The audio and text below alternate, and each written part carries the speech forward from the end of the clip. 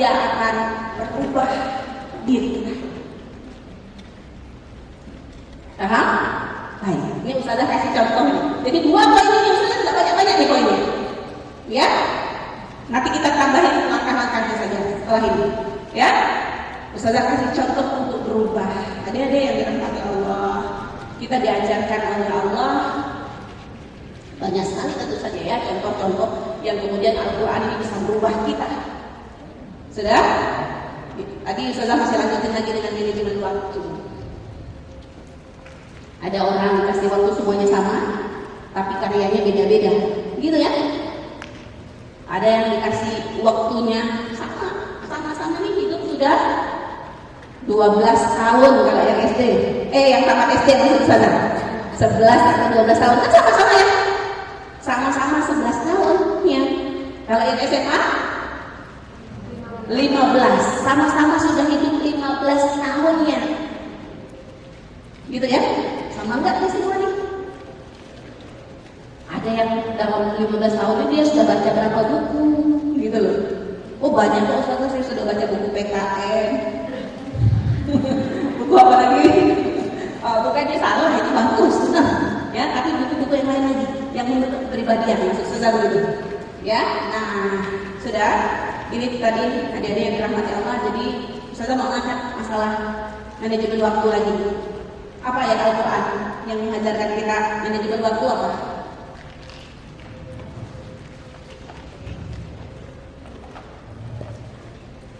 Apa? Kalau jam 1 loh ya tidak apa-apa. Bismillahirrahmanirrahim. Barakallahu wal asr. Wal asr. Ini adik-adiknya lebih berani nih. Ya tak apa-apa deh. Ya nanti biar kakak-kakaknya gitu. Ya wal asri innal insana lafi khusrin. Perhatikan ya.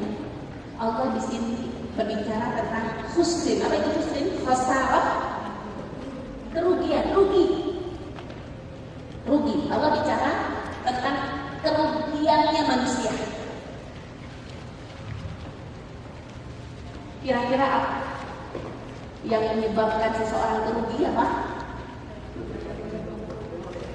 Gitu dia. Soalnya seru banget ya, harus setengah jam dulu baru panas, baru bisa jawab gitu ya. Nah, itu kan enak gitu. Ya, barakallah. Terima kasih. Saya memang senangnya begitu kalau bicara. Ini orang udah dewasa nih, udah SMP, udah SMA itu sudah belajar untuk orang dewasa. Kalau orang dewasa itu diceramahin diem, ngantuk. Yang ditangkap itu cuma sekian persen aja. Ustazah pun ngerti. Ustazah kan dulu juga belajar juga ya, muda juga kan Ustazah. Nah, jadinya kita ini juga harus berusaha aktif, ya. Jadilah pembelajar yang aktif. Itu bermanfaat buat kita, ya. Ustazah doain, insyaallah sukses. Sudah, jadi adik-adik, surat Al-Asr itu mengajarkan kepada kita, anak-anak ya, kemudaan juga ya. Jadi Allah mengajarkan kepada kita bahwa kerugian manusia itu rugi itu kenapa dia rugi? Ya, sumpahnya tadi wal asri. Jadi orang itu rugi karena dia tidak memanfaatkan, karena tidak mengisi, ya, karena tidak memanage waktunya. Itu ini harus kita ucapkan. Berarti kalau aku mau jadi orang yang sukses, aku mau jadi orang yang berhasil, aku mau berubah nih, tidak begini terus, ya. Kata kuncinya di mana? Bagaimana aku mengatur waktu. Ini ayat kalau kita pahami, ya, sudah paham saja. Paham itu bukan sekedar di sini, ya. Paham itu kalau kemudian kita lupakan dalam tindakan. Kalau kita sudah lupakan dalam tindakan, nah itulah berarti memang pemahaman kita itu benar. Pemahaman kita membuat kita bergerak. Paham ya? Paham ya? Jadi antara yakin dengan amal itu nggak bisa dipisahkan. Coba Ustazah bilang, ya, ini ada 2 pintu. Ada pintu keluar situ, ada pintu keluar sana. Ya, kalau ada yang ngasih tahu sama kita, di balik pintu itu ada ular kobra 2 ekor. Yakin? Kalau dia ngasih kabar yang bilang Ustazah Fenty, yakin apa enggak? Ya, kita nggak mungkin main-mainin kita kan gitu ya. Lain kalau yang ngomong anak kecil gitu. Sudah? Nah, itu tadi ada kabar, kita percaya, kita ilmu itu kan jadi tahu. Kalau nggak dia kasih tahu kita nggak tahu. Terus mau keluar dari mana? Keluarnya pasti lewat sana, ya. Kalau kau sudah tahu dan dengar kabar kami tetap keluar lewat situ. Itu namanya dia tahu atau enggak itu? Ente ini tahu apa enggak sih gitu? Gitu kan? Jadi orang tahu itu enggak cukup bilang oh ya udah tahu sih wal asri innal insana lafi khusrin udah tahu. Tapi dia tetap keluar lewat situ. Gitu. Artinya pengetahuan kita itu harus dijalankan dalam kehidupan kita. Bisa dipahami? Nah ini contoh dari yang saya sampaikan. Kita menghafal Al-Quran, kita ingin merubah diri kita. Ya, semua ayat Al-Quran, semua pemahaman kita pada Al-Quran itulah yang bisa merubah diri kita. Sudah, saya kasih contoh satu lagi. Allah berfirman. Ini banyak yang gak enak gak dalam kehidupan kita? Banyak yang kita gak suka gak? Banyak ya? Apa yang gak suka? Teman kamar yang bawel misalnya. Ya, makanya jangan jadi bawel-bawel. Ini kita belajar bermasyarakat di sini ya. Kita belajar berteman, bersosialisasi itu penting sekali. Karena dunia saat ini adalah ya bekerja itu harus bertim, harus bisa membentuk tim. Ya, apalagi yang nggak susahnya apalagi gurunya. Ya, ada guru di sini ya, nggak boleh ngomong gitu ya. Gurunya kalau di kelas mati gaya sih sana gitu ya. Nah ini juga susah juga nih kalau guru begini ya. Jadi harus ayo dong Ustaz dibantu gurunya kita. Kan sih masih susah. Ustaz kalau ini aku dong Ustaz cerita yang ini dong Ustaz. Boleh begitu. Sudah? Atau kasih masukan ke siapa? Ada lagi yang kita tidak suka apa lagi? Banyak ya.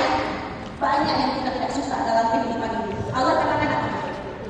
Asa antakrahu syai'an wa huwa khairul lakum. Boleh jadi apa yang kamu tidak suka itu baik untukmu. Hafal Quran susah apa enggak? Serius nih? Insya Allah ya.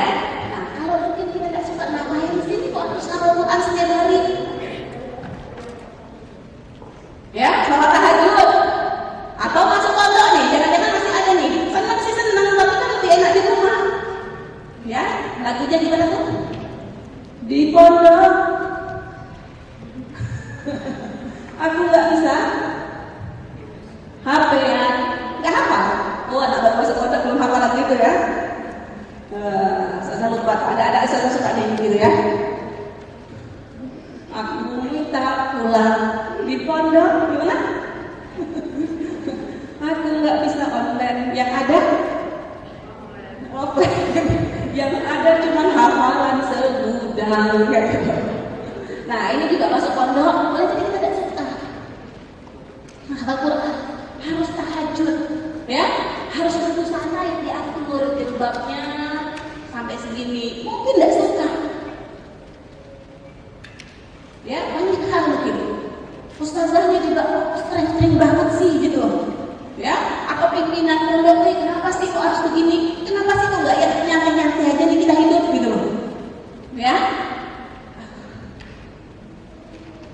asa antakrahu syai'an wa huwa khairul lakum. Boleh jadi banyak hal dalam kehidupan ini yang kita tidak suka, tapi dia baik buat kalian. Percaya? Jadi udah bisa belum mengatasi diri kalau lagi jutek, lagi gak seneng, lagi bete, lagi bosan ngeliatin apa? Bagaimana caranya? Ini jangan-jangan nih jalannya Allah yang mendidik aku nih. Ya, ini kayaknya gini nih, aku bisa sukses. Ya, mungkin begini nih, aku bisa sampai kepada menjadi orang yang terbaik. Bukan jadi sekadar orang gitu. Kita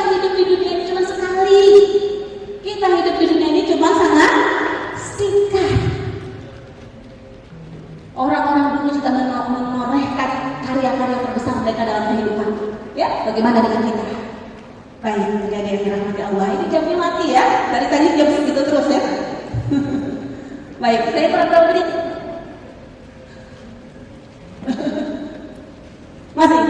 Ya, 10 menit lagi insya Allah ya. Jadi yang dirahmati Allah. Sudah? Mau dada sama mamanya boleh.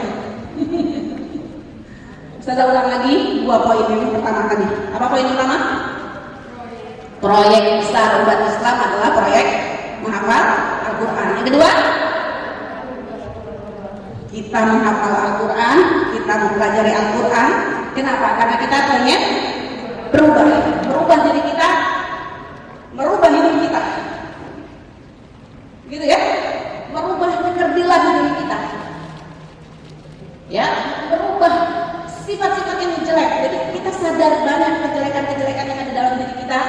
Insya Allah bisa kita ubah, bisa kita obati, ya, bisa kita perbaiki, bisa kita tingkatkan dengan Al-Quran. Bagaimana caranya? Nah ini sekarang bagaimana caranya? 4 poin saja Ustaz saksikan. Ya, 4 poin saja.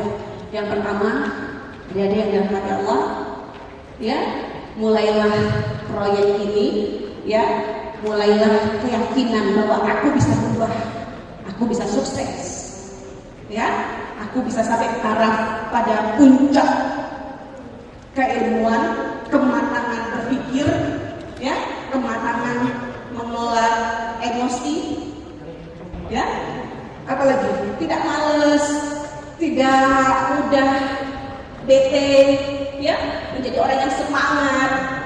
Itu kita harap ya, aku bisa menjadikan diriku seperti itu dengan Al-Quran. Langkahnya apa? Yang pertama mulai dengan doa. Mulai dengan apa? Mulai dengan doa. Jadi yang dirahmati Allah, karena ini adalah kalam siapa ini? Kalam Allah. Ya, ini adalah apa ini? Hidayahnya, hidayah Allah. Allah memberi hidayah itu kepada siapa? Kepada yang Dia kehendaki. Sudah? Ada orang yang mudah, ya, ada orang yang mudah menghafal Al-Quran. Ada orang yang harus susah sedikit. Susahnya sedikit loh, gak banyak, ya. Tapi itu semua ternyata lebih kepada, ya, bagaimana kemudian Allah lah yang menanamkan Al-Quran itu ke dalam hati kita. Bagaimana kemudian Allah mengizinkan kita menjadi orang yang bisa berlama-lama dengan Al-Quran, bisa melantunkan Al-Quran, bisa dimuliakan oleh Allah, diangkat oleh Allah dengan Al-Quran. Itu semata-mata merupakan karunia dari Allah. Qul bifadlillah wa birahmatihi fabidzalika falyafrahu. Untuk itu bergembiralah. Jadi dalam kehidupan ini kita boleh gembira-gembira apa? La tafrah. Ada ayat la tafrah. Ya, jangan bangga-banggaan, jangan senang-senang. Ada ayat itu, innallaha la yuhibbul. Nanti mudah-mudahan kalau Ustazah ada kesempatan kesini lagi, 1 tahun lagi atau 2 tahun lagi kalau Ustazah ngomong ayat, Ustazah udah banyak bisa nyambung ya. Ini karena baru masuk, jadi masih banyak yang belum bisa nyambung ayat ya. Ya, innallaha la yuhibbul farihin. Allah nggak suka orang yang, ya, berbangga, under gitu loh, ketawa-ketawa terlalu itu Allah nggak suka. Sudah, tapi ayat yang sebelumnya tadi yang Ustazah baca, kita disuruh bergembira. Fabidzalika falyafrahu. Loh kok bisa? Tadi kamu gembira, ini juga disuruh gembira. Kita disuruh gembira dengan apa? Qul bifadlillah, dengan karunia Allah, fadilah Allah. Qul bifadlillah wa birahmatihi, dan dengan rahmatnya, fabidzalika falyafrahu, maka bergembiralah. Ya, jadi hati kita yang terbuka, cintaan kita kepada Al-Quran itu semata-mata adalah karunia dari Allah. Dia adalah rahmat dari Allah, dan tidak akan bisa kita dapat kecuali dengan apa? Kecuali dengan minta Allah, karena haknya itu memang haknya ada di tangan Allah. Paham ini? Apa langkah pertama? Langkah pertama adalah berdoa. Ya, yang kedua, langkah yang kedua adalah Bismillah. Ya. Tadi saya bilang mau berubah hidupnya. Ini penting banget nih, pengen berubah hidupnya. Penting? Kalau itu penting, maka jadikanlah menghafal Al-Quran, memahami Al-Quran itu menjadi sesuatu yang paling penting dalam hidup kita. Paham? Ya, menjadi yang paling penting, menjadi prioritas hidup kita. Kalau sesuatu itu menjadi prioritas, berarti bagaimana? Berarti itulah yang kita nomor satui dulu. Tenaga kita, waktu kita, pikiran kita upayakan sebagian besar, ya, alokasinya harus kepada Al-Quran. Paham ya? Ini loh, emang selalu begitu Ustazah? Ya, dalam proses kita menghafal Al-Quran. Paham maksud Ustazah? Ya, ini sulitnya, ini saat berjuangnya kita. Nanti kalau kita sudah selesai hafalan, ya sudah 7 juz, sudah 15 juz, atau sudah 5-10 juz. Kalau memang yang kewajiban kita, ya nanti mestinya di situ kita ibaratnya tinggal kita memetik hasil, gitu. Nah, sekarang dalam proses, ya kita menghafal, jadikan dia adalah sesuatu yang paling utama dalam hidup kita. Sepakat? Sepakat? Ya, sebenarnya kalau Ustazah berbicara terkait Quran dalam kehidupan kita sehari-hari, sampai kayak Ustazah begini, masih perlu harus berubah diri kan? Pasti masih. Ya, masih jauh sekali kemudian dari nilai-nilai kesempurnaan agama. Artinya sebenarnya kebutuhan Al-Quran untuk menjadi prioritas dalam kehidupan kita sebenarnya sepanjang waktu. Ya, tapi maksud Ustazah di sini mungkin dengan kesulitan menghafalnya masih sulit gitu loh, karena di awal-awal ya itu harus kita bantu dengan menjadikan dia sebagai prioritas. Sepakat?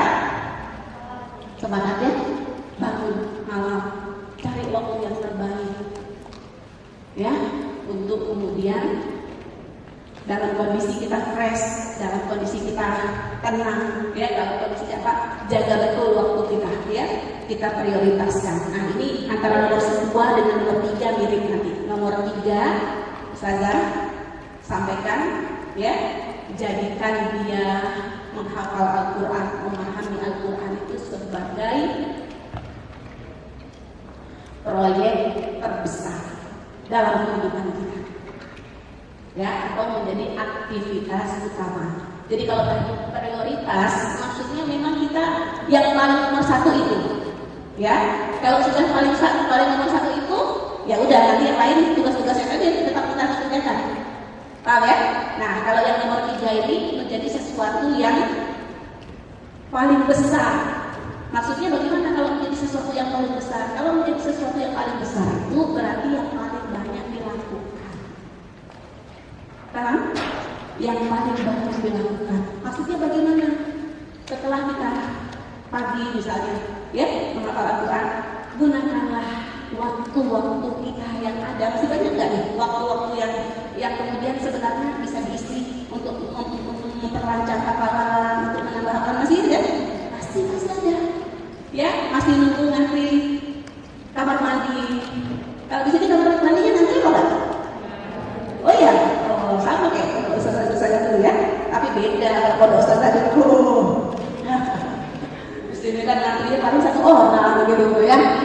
Nah, alhamdulillah harus bersyukur fasilitas yang demikian banyak luar biasa ini disiapkan oleh pihak pesantren, pihak keluarga, orang tua, ya, itu untuk kemudahan.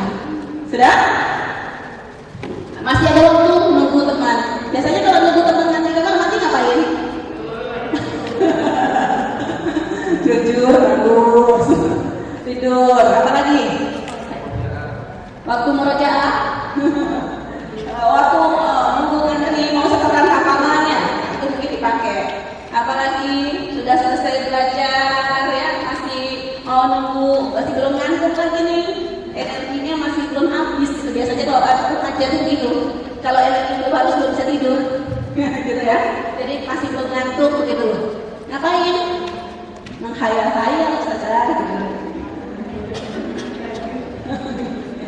Jangan menghayal-hayal ya, itu tadi waktu yang sebelum tidur ya. Makan, ada orang makan berapa jam waktunya makan? Setengah jam. Ada ya, padahal kalau makan kalau kita mau cepat sekedarnya saja 10 menit cukup. Waktu istirahatnya setengah jam. Oh, masih ada waktu 20 menit. Nah, ada yang isi waktunya, itu ada yang isi, ada yang tidak diisi. Paham? Kalau kita menjadikan Al-Quran ini sebagai sesuatu yang terpenting dalam hidup kita, ya, kita akan berusaha terus mengisi waktu-waktu yang itu tadi, ya, waktu-waktu yang kosong, ya, waktu-waktu yang kadang memang kita tidak ada kewajiban di situ, itu kita isi dengan Al-Quran. Kalau di sini tidak ada dalam perjalanan ya. Kalau kita yang sekolah di luar itu kan mesti perjalanan dari rumah ke sekolah misalnya, itu kan perjalanan, ya, harus kemana, ada perjalanan. Nah, waktu-waktu yang seperti itu kita isi dengan Al-Quran, ketika Al-Quran ini menjadi sesuatu yang terpenting dalam hidup kita. Bisa dipahami ya, Dek? Ya, ingat tadi orang rugi kenapa? Karena dia nggak isi waktunya, ya, karena dia nggak isi waktunya. Jadi kalau ada anak umur 15 tahun yang satu sudah hafal 5 juz, yang satu baru hafal 1 juz, masalahnya di mana ini? Masalahnya yang bisa 15 juz tadi kenapa? Dia isi waktunya, ya? Dia nggak? Iya. Ada yang siap nih menghafal Al-Quran 30 juz perlu berapa waktu deh? Sudah ada yang pernah nyampaikan? Kalau satu hari kita menghafal 1 halaman, nih ya, istiqomah. Yang sulit pasti istiqomah. Kalau 1 hari menghafal 1 halaman, dalam berapa lama akan selesai Al-Quran itu? 1 tahun? 1,5? Lebih sedikit. 1 juz berisi 20 halaman, ya kan? 20 halaman kali berapa juz? 30 juz. Berarti 20 kali 30 ya. Berapa itu? 600. 1 tahun berapa hari?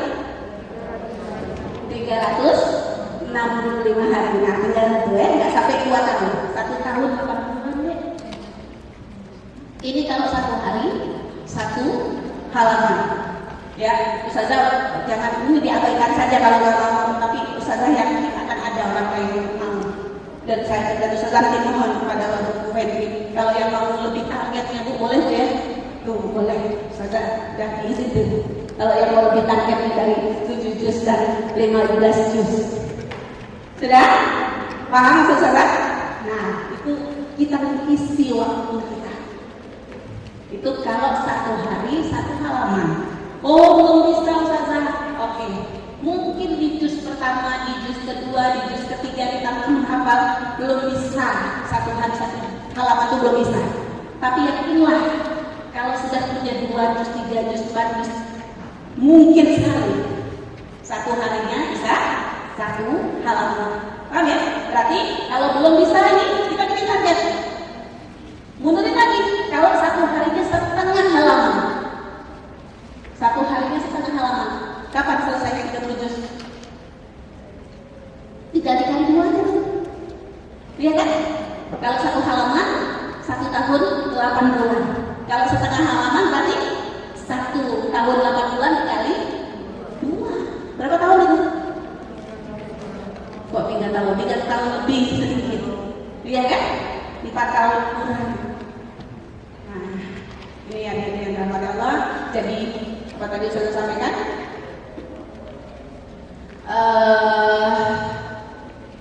Ya, orang yang rugi. Kita diajarkan dalam Al-Quran. Ya, orang yang rugi. Jadi kalau ada orang umurnya 20 tahun sama-sama 20 tahun, ya, ada yang punya hafalan 30 juz, ada yang hafalannya 20 juz,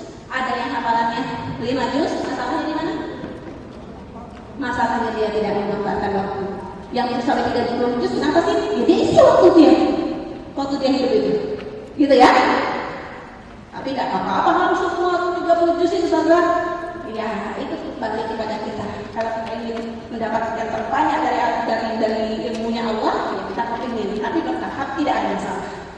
Ya, tidak ada masalah. Ustazah juga sampai saat ini, ya pasti belum sempurna.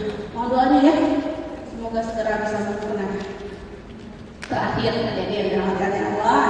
Coba yang pertama apa tadi? Doa. Yang kedua, jadikan prioritas. Yang ketiga, jadikan yang terbesar, ya, yang terpenting, ya, jadikan sebagian besar itu, sebagian besar waktu kita bersama dengan Al-Quran.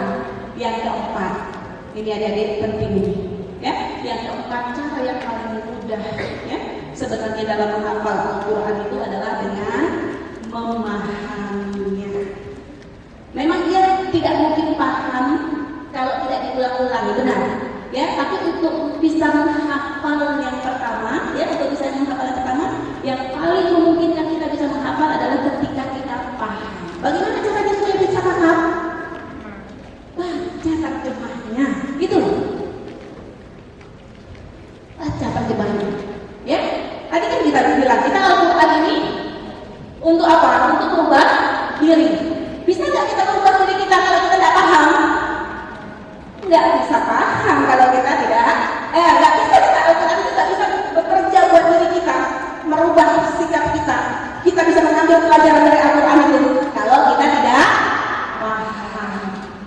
Ya, kalau kita tidak paham, baru kita bisa mengambil pelajaran, baru kita bisa berubah diri kita, ya, dengan Al-Quran ketika kita memahaminya. Dan itu juga yang harus kita tempuh ketika kita mencoba menghafal Al-Quran. Baca terjemahnya, ya, paham? Nah, nanti ketika menghafal kemudian lupa, jangan langsung buka Quran gitu, ya, jangan langsung buka Quran. Coba dicari, ya, termasuk paham Al-Quran itu adalah bagaimana kita bisa mengetahui ini, ya, menyambungkan gitu, ya, antara ayat dengan ayat gitu, ya. Nah, menyambung ayat dengan ayat itu ada hubungannya enggak antara satu ayat dengan ayat yang lain? Ada hubungannya, ya. Silahkan dicari, itu boleh, ya, boleh dengan pemikiran kita sendiri itu boleh. Kalau memang kita tidak dapat, cari bukunya, ya, cari buku yang menjelaskan munasabah ayat. Munasabah ayat itu artinya hubungan ayat per ayat. Itu kita coba paham. Nah, kalau kita sudah paham itu, insya Allah kita merangkai ayat demi ayat itu bisa lebih mudah, dan insya Allah Al-Quran itu akan bisa berada di dalam dada kita semua. Allah bisawab. Apa yang terakhir tadi? Memahami Al-Quran yang benar dari Allah. Bila ada yang salah, ada yang hilang, itu dari Ustazah. Ustazah mohon dimaafkan, ya. Jazakumullah buat Ustazah Fetri. Monggo mudah masih ada waktu kita bisa belajar sebentar.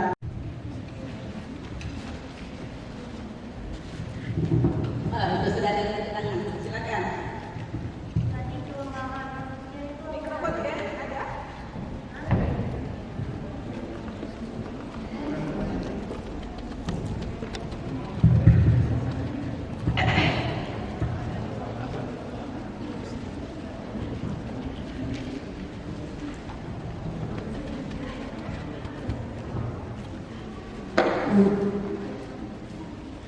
Nama saya Fatiha Amaria Sehada, asal dari Sorong. Saya ingin bertanya tentang kelemahan manusia itu apa saja? Bisa diulang? Kelemahan manusia itu apa saja? Oh, baik. Kelemahan manusia. Ada lagi?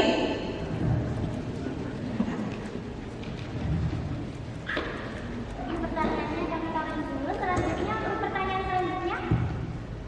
Assalamualaikum warahmatullahi wabarakatuh. Waalaikumsalam warahmatullahi wabarakatuh. Nama saya Ramadhan Timo.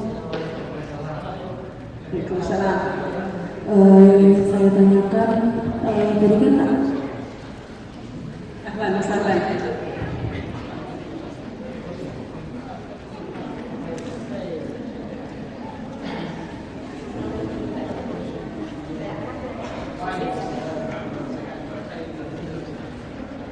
Fortuna itu ada salahnya.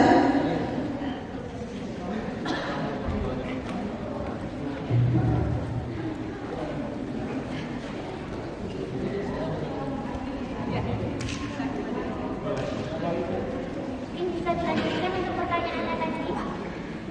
Ingin saya tanyakan, tadi ada Ustaz yang bilang kan kita mengajarkan ilmu juga gitu. Jadi kalau semisal kita pernah belajar sebelumnya sama orang gitu, terus kita mendapatkan ilmunya dari orang, lalu kita mengajarkannya ke orang lain.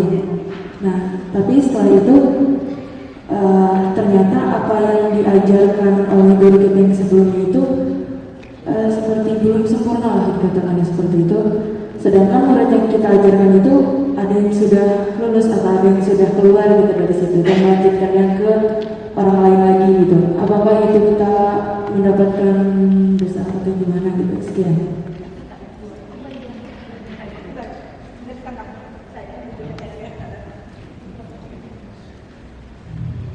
Ya sekian, terima kasih. Wassalamualaikum warahmatullahi wabarakatuh. Waalaikumsalam warahmatullahi wabarakatuh.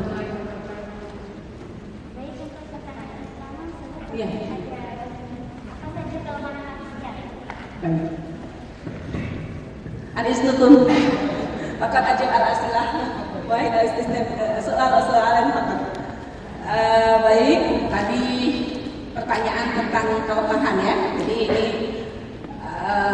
bagus sekali menurut Ustazah. Ya, ini menjadi dasar bahwa kita sebagai manusia ya harus melakukan perbaikan diri. Ya, harus ada islahun nafs, harus ada perbaikan terhadap diri kita. Ya, kalau orang yang nggak tahu kurangnya apa, orang yang nggak tahu lemahnya apa, pasti dia merasa dia sudah cukup. Baik ya, tadi yang sudah Ustazah sampaikan apa? Ada yang mencatat nggak? Ya, ini cerita tentang Nabi Adam ya, ada ayatnya ya. Dia lupa, manusia itu di antara sifatnya dia mudah melupakan. Ya, paham ya? Nah ini, tapi kalau kita menghafal Al-Quran, boleh nggak melupakan? Ya namanya hafal ya harus hafal. Ya, jadi itu diantaranya. Jadi orang mukmin itu sebenarnya dia kalau dia perhatian, ya kalau dia sungguh-sungguh, dia menjadi orang yang sangat menjaga, ya apa yang dia ucapkan. Kalau dia pernah berjanji, gitu kan? Orang munafik ya, kalau kata orang munafik apa? Kalau sudah berjanji, dia ingkar. Ya bisa karena lupa atau bisa karena tidak sengaja. Nah ini kalau tadi karena lupa, ini berarti ini salah satu kelemahan manusia. Sudah? Kemudian tadi ya, manusia itu lam yajid lahu azman. Nah, Nabi Adam dikatakan begitu juga, tidak punya motivasi yang kuat. Sudah? Ada lagi nanti ayat ini itu ya. Ada lagi innal insana li rabbihi lakanud. Apa itu? Sesungguhnya manusia itu sangat besar keingkarannya itu sama Allah. Bagus nggak ini? Ya, mengingkari Allah. Padahal kita diciptakan dari apa? Ya, kita dulu setetes air mani yang hina. Kalau bukan Allah yang menciptakan kita, jadi daging, jadi darah dulu, jadi daging, kemudian dirupakan sebagai manusia. Kita butuh oksigen, Allah yang siapkan oksigen. Kita butuh semuanya. Seharusnya bagaimana? Seharusnya kita berterima kasih. Apalagi dulu, ya pernah dengar ketika kita berada di alam ruh ya, belum jadi manusia, kita sudah diambil persumpahan sama Allah. Alastu birabbikum, bukankah aku ini Tuhanmu? Kita semua sudah berjanji dulu. Qalu bala syahidna. Ya, kita hanya menuhankan Allah. Tapi ternyata banyak yang ingkar kan? Banyak yang ingkar, banyak yang gak bersyukur gitu. Itu di antara sifat kejelekan kita, gitu ya. Nah, selanjutnya lagi tadi innal insana khuliqa halu'a. Sukanya keluh kesah. Kalau dia nggak punya, ya dia berangan-angan Dia berangan-angan, ya kalau aku punya ini nanti aku mau sedekah, aku mau kasih ini, aku mau ngasih itu. Tapi kalau sudah punya, orang biasanya nggak punya tuh pengennya nanti kalau punya aku mau ngasih. Tapi giliran sudah punya, biasanya manual, biasanya pelit ya. Wah, aku juga harus beli ini, aku harus beli ini. Paham ya? Nah itu sifat manusia, bakhil. Ini di antara sifat manusia itu juga adalah bakhil. Di antara sifat jelek manusia itu, innal insana khuliqa bukan yang dhaifah juga sebenarnya ya. Kita ini lemah, enggak? Kita ini sebenarnya lemah tapi sombong aja kadang-kadang, merasa kuat. Padahal la haula wala quwata illa billah. Sudah? Nah, ada lagi satu lagi tadi sudah sebutkan, manusia itu suka terburu-buru. Padahal dalam hadis diajarkan kepada kita, Allah itu suka yang tenang, ya. Sementara setanlah yang suka yang terburu-buru. Bisa dipahami yang bertanya? Ya, yang lain juga benar-benar bermanfaat. Ini gudang kebaikan kita sebagai manusia. Kekurangan-kekurangan kita masih banyak lagi. Suka marah enggak? Suka marah, dikit-dikit marah. Suka bosan? Suka bete? Ya, suka malas enggak? Suka malas, nah itu. Padahal orang mukmin itu, ya, ini juga jahil. Mohon maaf ya, kita itu jahil. Banyak yang nggak tahunya, banyak yang nggak ngertinya. Padahal Rasulullah mengatakan orang mukmin itu khayyisul fatin. Seharusnya orang mukmin yang sungguh-sungguh itu dia adalah pintar dan cerdas. Ya, kita suka dikuasai dengan nafsu kita, suka dikuasai nafsu kita. Padahal orang yang baik itu, orang mukmin itu dia bisa mengontrol, dia bisa menundukkan nafsunya. Gitu ya. Baik. Pertanyaan kedua gimana?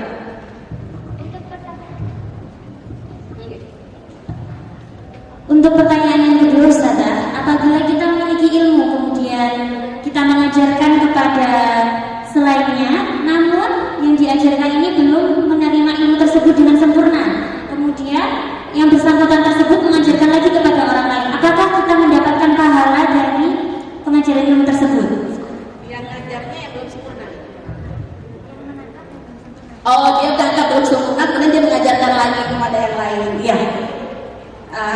Kalau kita bicara kesempurnaan, ya, al-kamalillah, kesempurnaan hanya milik Allah. Ya, jadi kalau kesalahan seperti itu memang seharusnya berhati-hati. Kenapa? Karena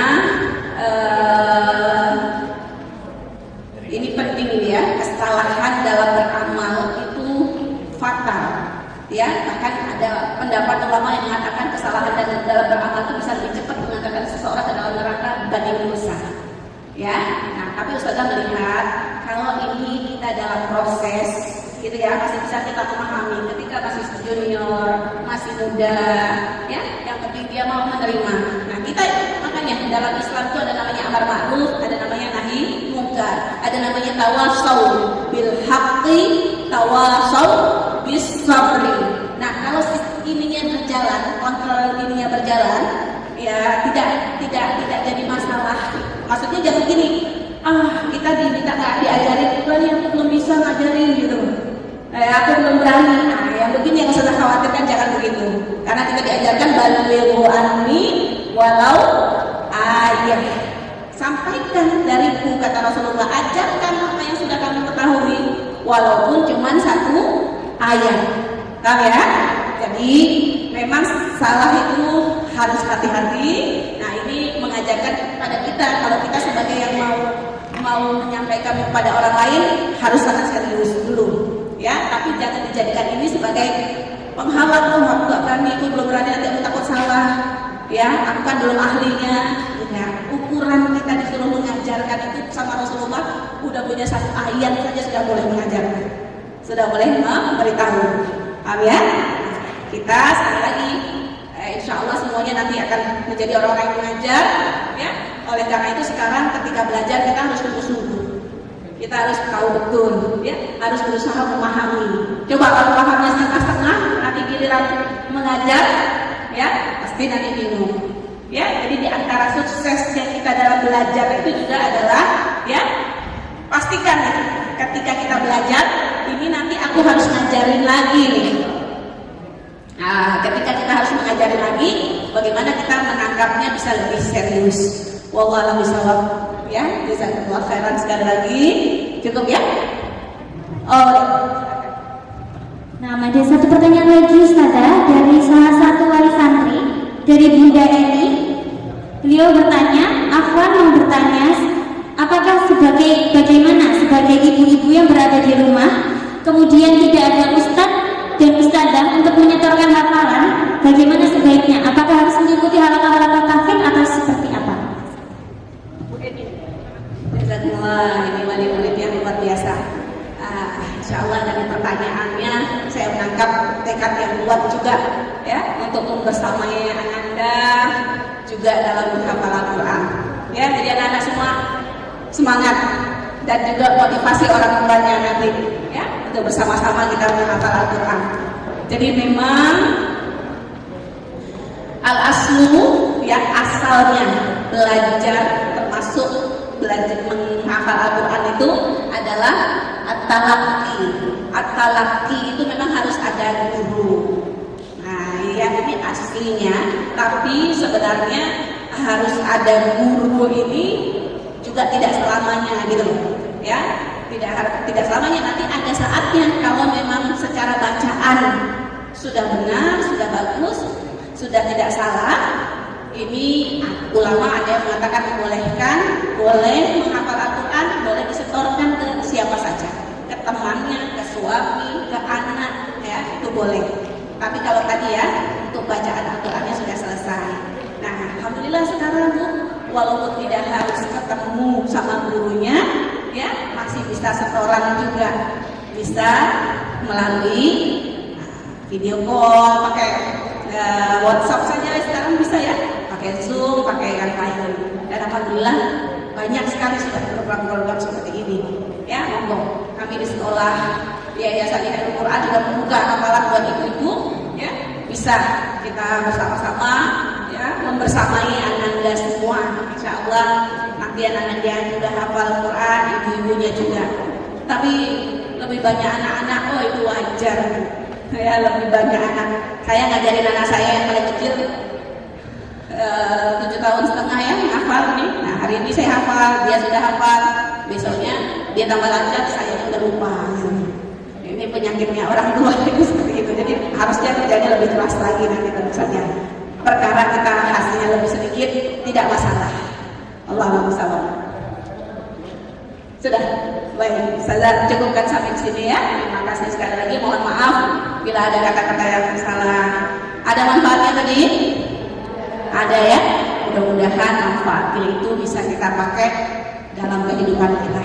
Jazakumullah khairan katsiran. Astagfirullah wa lakum. Assalamualaikum warahmatullahi wabarakatuh.